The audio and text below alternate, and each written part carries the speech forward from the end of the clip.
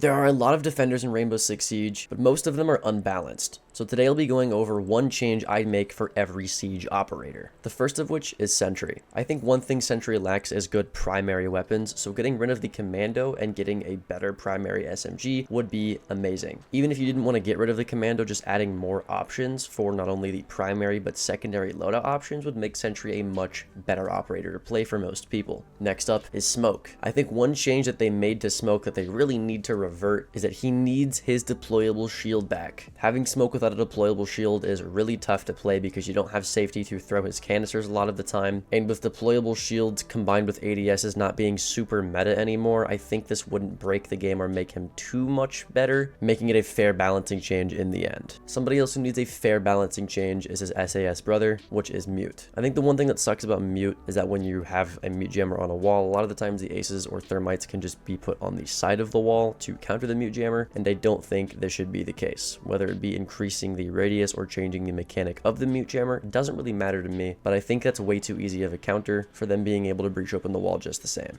Moving away from the UK though, let's talk about a United States operator, the first of which being Castle. Now when you deploy Castle Barricade, it destroys the normal barricade in front of it and replaces it with a Castle Barricade, but I don't think it should do this. I think it should leave the normal barricade up and put a castle on the other side of it. This makes it to where when somebody goes up to a castle barricade, they don't know it's a castle barricade until they've destroyed the regular barricade. Not really too much of a buff, but definitely something that could waste utility and time for the attackers. But let's move on to the other FBI operator, which is Pulse. I think Pulse is pretty weak, namely because of his UMP. I don't think they should give it an ACOG, but I definitely think they should in general either buff the UMP or give him a new weapon entirely. If he had a better primary weapon, he'd be played a lot more, which is why I want them to make this change specifically. An operator that I do think is pretty good though is Doc. The one thing that just sucks about Doc is his quality of life with his stim pistol, and I think they should make it a hit scan, meaning the second that you shoot the stim is put wherever your shot.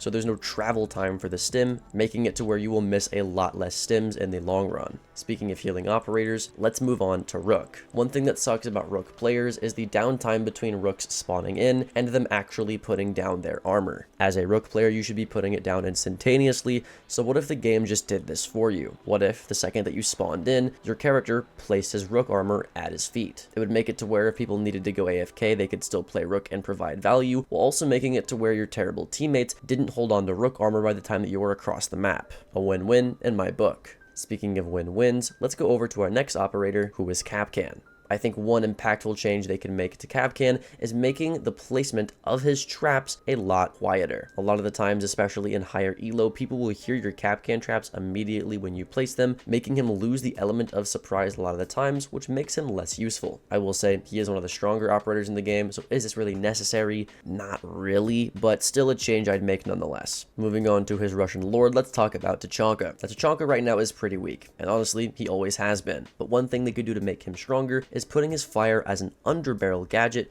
to whatever gun he is running. This would make him pulling out a launcher not something that would be in the game, which would make him a lot less clunky and less dangerous to play as. Moving on to some German operators, first of all, let's talk about Jaeger. A change I would love to see on Jaeger is giving him back his barbed wire. Right now he has a bulletproof camera and observation blockers. They're not necessarily that weak, but they're not that strong either. And with us not being in as heavy as a utility meta as we once were when they took away his barbed wire, I think giving it back would make him feel a little bit better to play, especially now that he's not meta. An operator a bit more in the meta though is Bandit. Bandit's pretty much a perfect operator, so it's a little tough for me to give a change that I would make to Bandit, but I will say one thing that's pretty unexplored with Bandit is putting Bandit batteries in barbed wire, because a lot of times it's just gonna get shot. So I feel like if you're going to put a Bandit battery in barbed wire, it should be indestructible with bullets, and you actually have to melee that barbed wire to get rid of it. But that's it for the base operators. Let's move on to some DLC operators, the first of which being Frost. Now one change I would make to Frost isn't taking away her rework. I actually do like her rework. Yes, I will argue with you in the comments about why. But on a serious note, I do want to make one change to it. Instead of making her debuff go away after a minute and a half or however long it lasts, it should literally just kill you at the end of the timer because you're bleeding the amount of blood that you're bleeding. I don't know if you've seen the amount of blood that comes out of somebody who steps in a Frost mat after the rework, but it is literally gallons. Also, it would add the lethality back into the operator that was kind of taken out with her rework and make her a little bit more lethal than she is now. I think it's kind of a really balanced change you can make, but also it still allows for a lot of wiggle room. If they do self-revive, they still have a long time before they're going to die anyways. It also incentivizes people to revive them and put themselves in danger, which makes her a lot more lethal. An operator that doesn't need to be buffed, but actually needs to be nerfed slightly in my opinion is Valkyrie, and I think the way that they can do that is by making her cameras a little bit more obvious. Whether it means making them brighter, making them bigger, whatever it may be, I don't care. Just make them more obvious so they're easier to find. Now I know Valkyrie needs to be nerfed. The same cannot be said for our next operator, which is Kavera.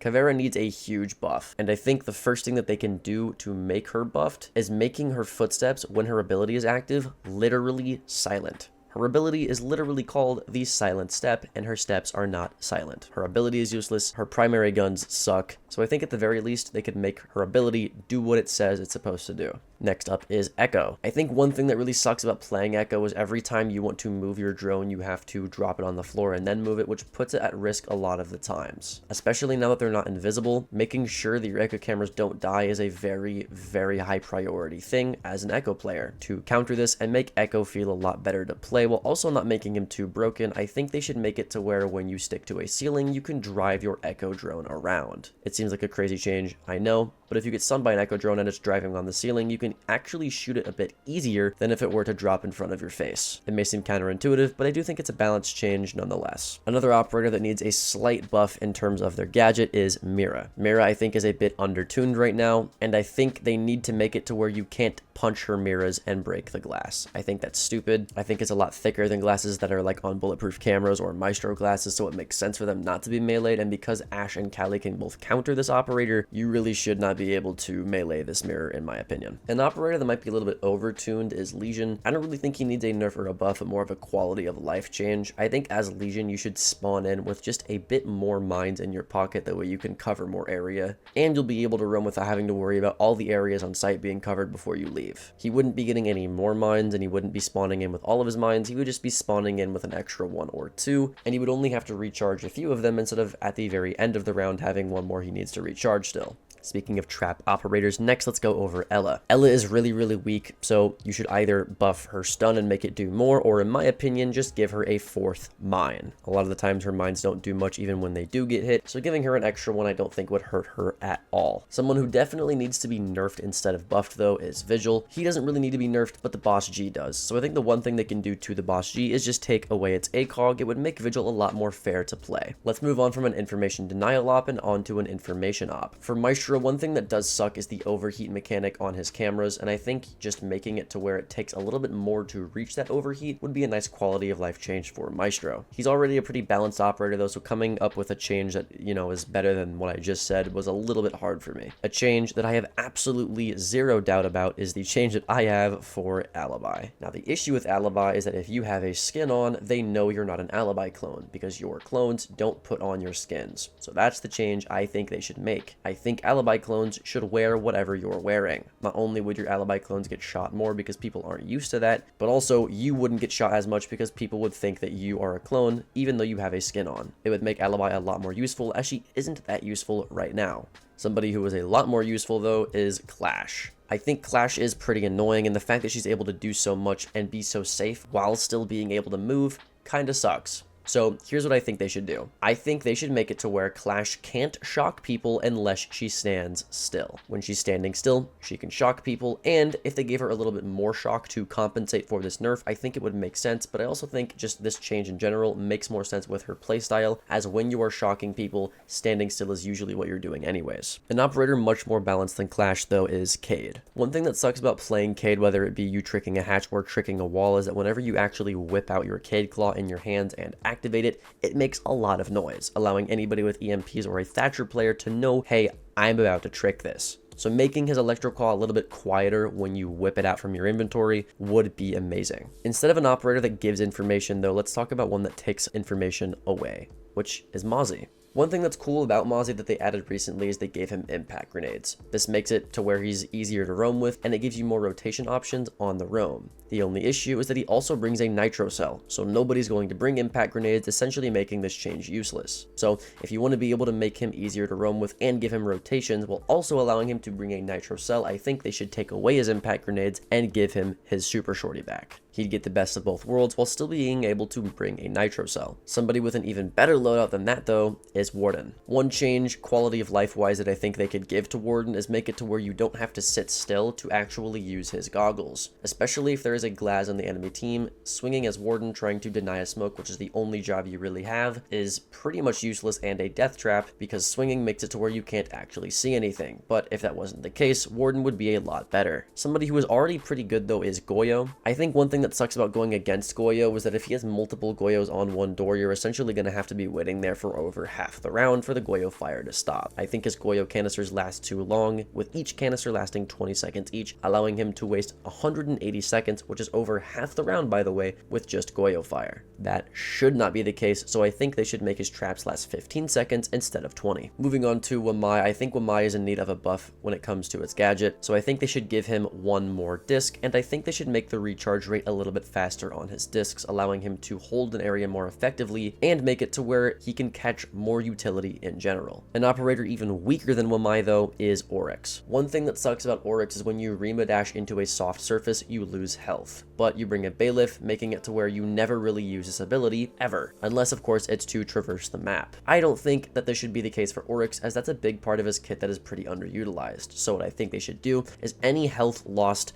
to breaking through walls should be passively regained, like a Thunderbird passive healing from her Kona stations. Same concept, just a different operator. Next up is Melusi. Melusi has too much versatile options in my opinion, so I think taking away either her shotgun or her impact grenades, preferably her impact grenades, would be a pretty nice change that you could make to this operator that wouldn't make her too bad in the process. Speaking of versatile operators, let's go over Aruni. One thing that's pretty heavily underutilized from her kit is the ability to reactivate her gates. It's pretty inconsistent when you shoot the gate if it's going to reactivate or not, because you have to actually shoot the inside of the hexagon instead of shooting the actual thing itself. So I think either A, they should make reactivating her gates easier and more consistent to do, or B, they should make a decreased cooldown on how long it takes for you to be able to reactivate the gate. Speaking of rechargeable operators, next let's go over Thunderbird, whose Kona stations can actually recharge. Now they did recently buff Thunderbird, and I do think it makes her better, but I don't think it makes her good enough to compete with Doc simply because her loadout is worse. So I think giving her back her Nitro Cell would be pretty cool, and would make her a little bit more viable than Doc in my opinion. Somebody who is not at all viable though is Thorn, and I think the easiest change that everybody's been asking for that they can make to Thorn is making her traps activate faster. If you played the most recent Halloween event that she was in, you saw how fast her Thorn traps activated. She wasn't too overpowered, but she definitely got more kills and was a more lethal operator, especially compared and combined with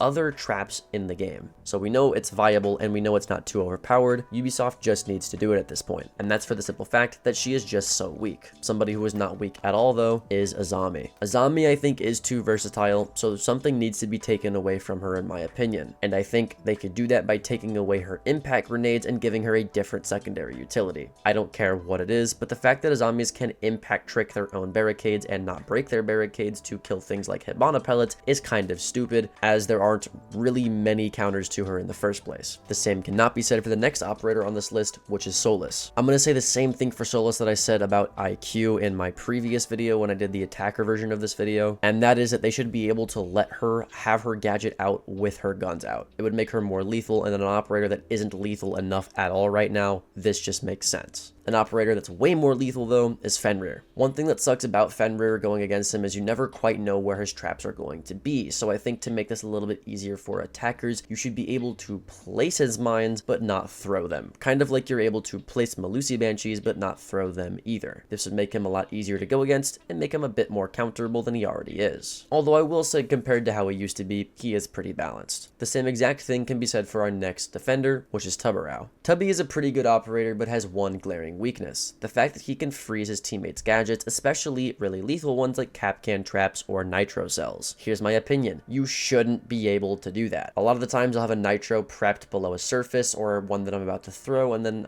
Tubby just freezes the surface around it, and I no longer have that option. Honestly, now that I'm thinking about it, that should be the change that I make to a Rooney too. I hate having Arunis on doorways, and then because of those gates, I just can't nitro through the doorway now because the Aruni gate's just gonna break my nitro. So actually, I'm gonna say that's my change for Rooney, because that's fucking annoying. The gate should go down when you throw a nitro cell. Just my opinion though. With that out of the way though, let's go over the final defender in this video, which is the newest addition to the defending lineup, Scopos. Scopos, I think, is pretty balanced right now. Definitely on the underwhelming side, but not too terribly bad like somebody like Thorn. I think what they could do with Scopos is make it to where 2 lives really means 2 lives. This might make Scopos a little overpowered, but I think if you're in a scenario where you're going to kill the Scopos regardless, making it to where they just teleport to their other drone would be pretty cool for the Scopos player, but maybe doing it with like a debuff where they only have half HP or 1 HP or something like that would still make Scopos pretty viable, but not too overpowered. Let me know any changes that you might want to be made to operators though, and that's it for this video. My name is Alka, check out this next video, and I'll see you there.